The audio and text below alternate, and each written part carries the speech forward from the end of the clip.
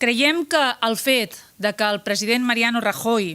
hagi volgut que el president Artur Mas estigués invitat en aquesta cimera informal i que, a més, intervingués donant la benvinguda als assistents, demostra que hi ha un canvi en les relacions entre el govern d'Espanya i entre el govern de Catalunya i que hi ha un interès especial en el govern d'Espanya perquè hi hagi un canvi en aquestes relacions.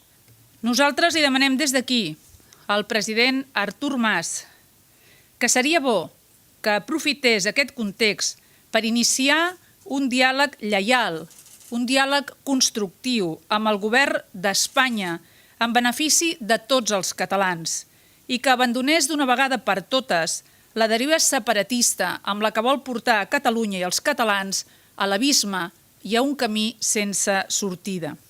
Els catalans no estan condemnats a tenir l'IRPF en tram autonòmic més alt d'Espanya. I li demanem al senyor Mas que si de veritat vol governar els catalans,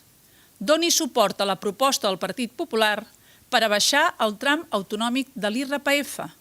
que ens ho mereixem els catalans i ens mereixem pagar menys impostos en el tram autonòmic d'IRPF.